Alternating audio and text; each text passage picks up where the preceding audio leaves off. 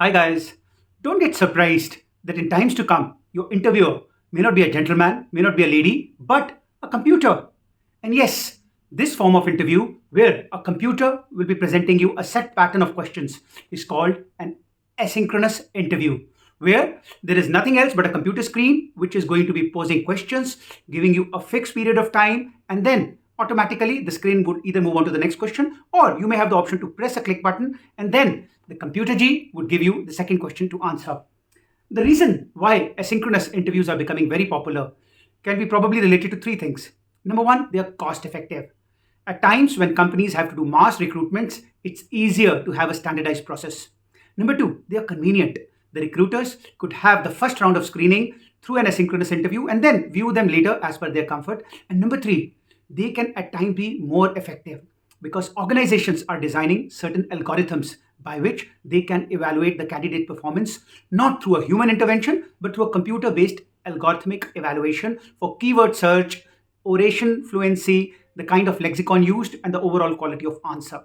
So, asynchronous interviews are here to stay. The question is, are you prepared to excel at them? And for that, I'm here to give you today a framework which is called the Champions Framework.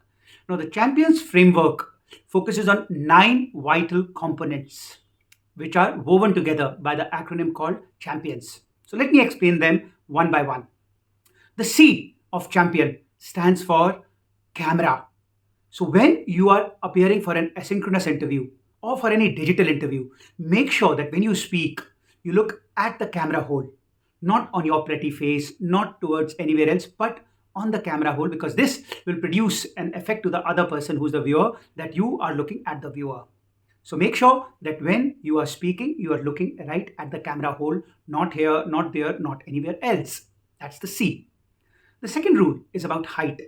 Now, what it means is quite often students take interviews as a posture where they're either too high above and literally looking down or too much below and looking up.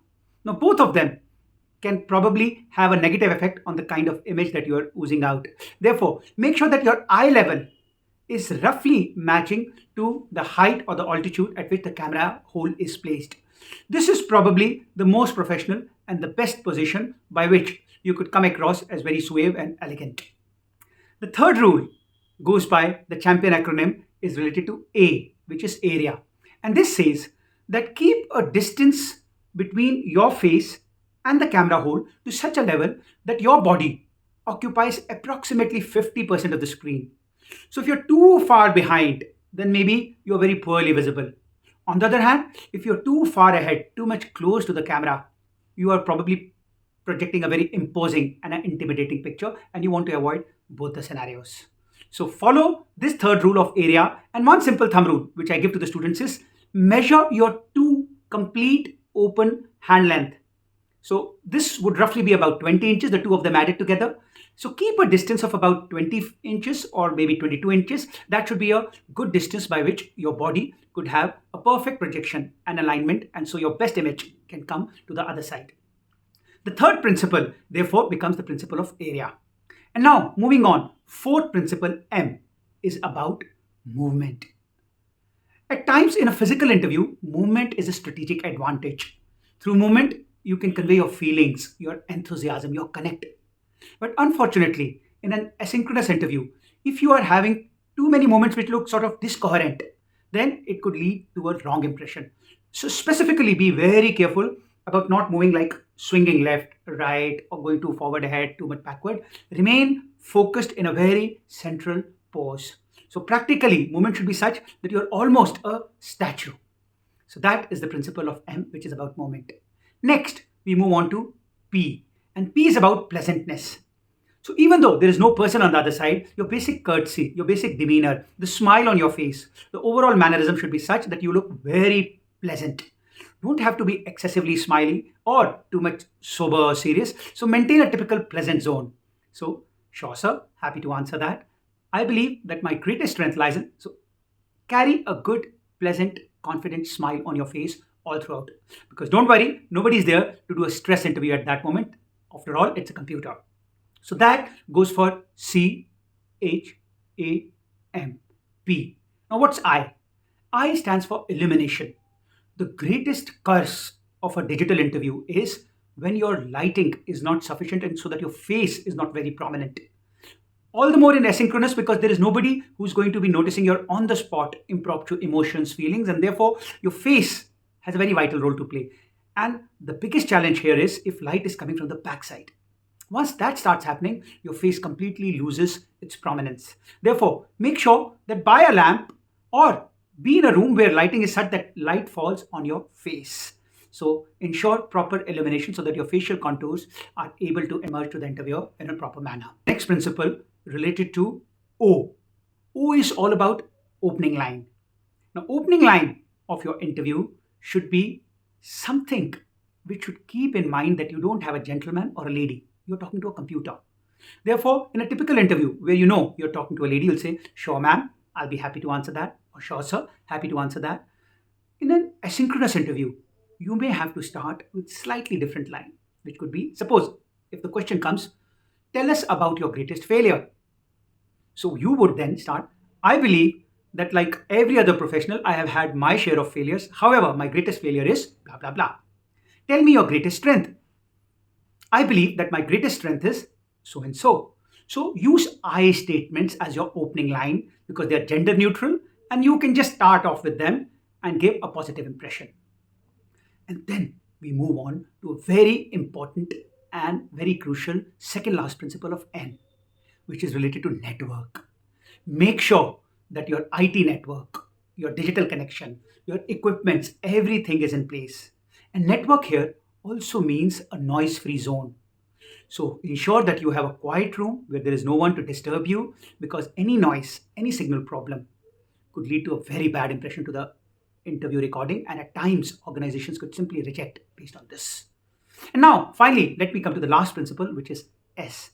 And S is about the strategy of answers. So for strategy of answers, I like to give you a concept called keyword throwback strategy. It simply means that in an asynchronous interview, quite often you are going to be evaluated first by a computer-based algorithm. And this algorithm is likely to give a lot of weightage to the kind of words you used. So when preparing for an asynchronous interview, very carefully read the job description. Write down some of the prominent competencies which the organization is looking for in the employee. And when you give your answers, make sure you use those keywords, pluck them from the JD and throw them by adding them in your answers. A small demo. Suppose you are asked, "What has been your greatest failure?" And you are applying to a consulting firm where quantitative skills are extremely important. So here, you want to ensure that in your answer, quantitative skills, analytical skills should come again and again so that it gets noticed. So model answer could be, "I believe that one of the greatest failures of my life was my inability to get selected into an IIT. While I prepared very hard, but somehow my cutoff was not matching to the bare minimum level when it came to quantitative test. So that spurred me on.